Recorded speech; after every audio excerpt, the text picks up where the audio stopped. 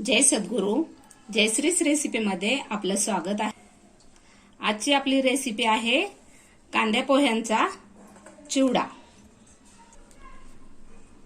त्यासाठी लागणारं साहित्य: पोहे, खोबरं, मोहरी, जिरं, हिरवी मिरची, हळद, धने पावडर, तेल, हिंग, धने क्रश करून घेतलेले आहेत, शेंगदाणे, कढीपत्ता, मीठ, पिठी साखर आणि लसूण. आता आपण रेसिपीला सुरुवात करू. गॅस ऑन करून घेऊ आणि हे पोहे आहेत ना, हे भाजून घेऊया आपण.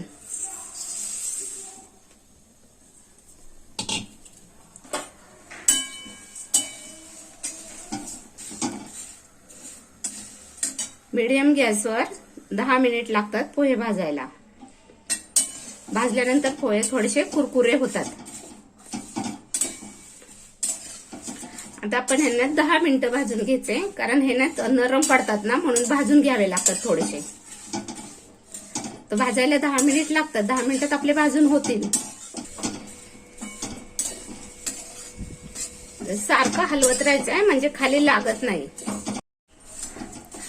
आता आपले पोहे भाजून झालेले बघा, पोहे तुटतात ते लगेच. हे बघा, आता आपण हे काढून घेऊया.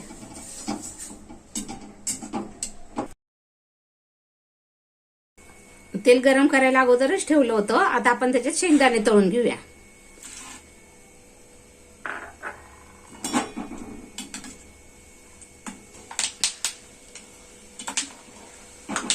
आता आपण शेंगदाणे काढून घेऊया.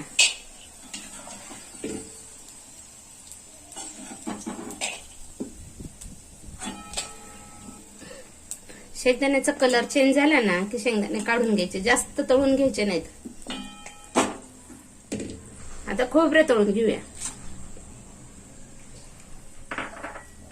खोबरे पण जास्त हे करायचं नाही, थोडासा लाल कलर आला ना असं थोडासा की काढून घ्यायचंय.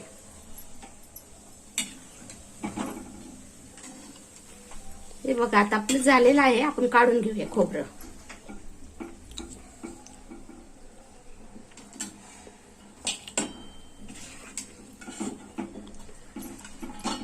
मी साहित्यामध्ये डाळ सांगायला विसरले होते, म्हणजे चण्याची डाळ भाजलेली असते ना, ती पण घेऊया भाजून तळून.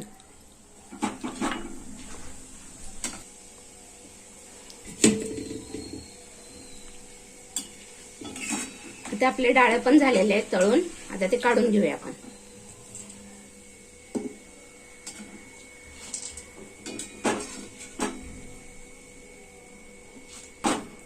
आता आपण दुसऱ्या कढईमध्ये चिवड्याला फोडणी देऊया. आता आपण हे तळण तळलेलं तेच तेल घ्यायचंय.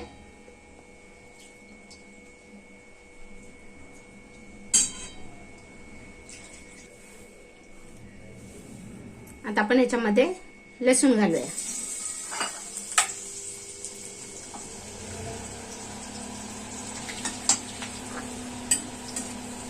आता लसूण थोडासा कलर चेंज झाला ना लसणाचा, असा थोडासा लाल कलर आला ना की त्याच्यामध्ये मोहरी टाकायची, जिरे, हिरवी मिरची, धने,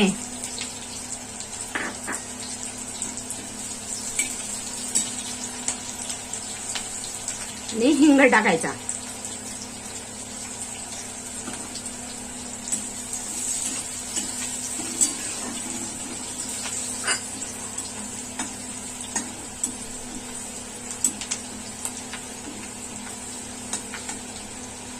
याच्यामध्ये कढीपत्ता घालूया.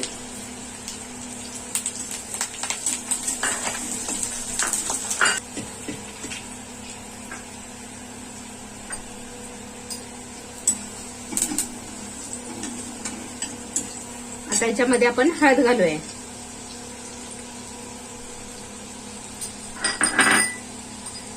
धण्याची पावडर घालूया. चवीनुसार मीठ,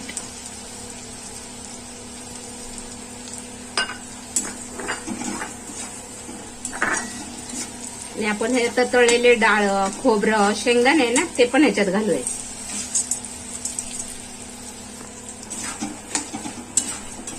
तर छान मिक्स झालं ना की त्याच्यामध्ये आपण भाजून घेतलेले पोहे घालूया.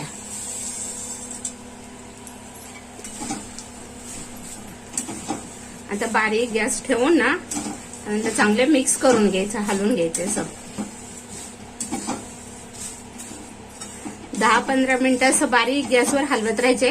म्हणजे आपण तेलामुळे परत थोडेसे नरम झाल्यासारखे होतात का नाही, ते परत कुरकुरीत छान होतात. मग आता आपला हा चिवडा बघा कसा सुंदर दिसतोय ना, एकदम पिवळा कलर आलेला आहे, छान खमंग सुगंध सुटलेला आहे. छान, तुम्ही असा करून बघा, नक्की तुम्हाला आवडेल. हा चिवडा तुम्ही कसा आपण 1 महिना वगैरे ठेवू शकतो. आपण जसा भाजक्या पोह्यांचा वगैरे करतो ना त्याच प्रकार हा आहे. दिवाळीला सुद्धा तुम्ही हा चिवडा करू शकता, जरा वेगळी रेसिपी म्हणून काहीतरी. आता आपला चिवडा झालेला आहे. आता आपण गॅस बंद करून घेऊया. आणि हा चिवडा थंड झाला ना की त्याच्यानंतर ह्याच्यावर पिठी साखर घालायची आणि छान मिक्स करायचं आहे. आता आपला चिवडा थंड झालेला आहे. आपण ह्याच्यावर आता पिठी साखर घालूया. तुम्हाला कसं म्हणजे तिखट गोड कसं वाटतं ना त्याप्रमाणे साखर टाकायची, पिठी साखर. आता आपण हा मिक्स करूया.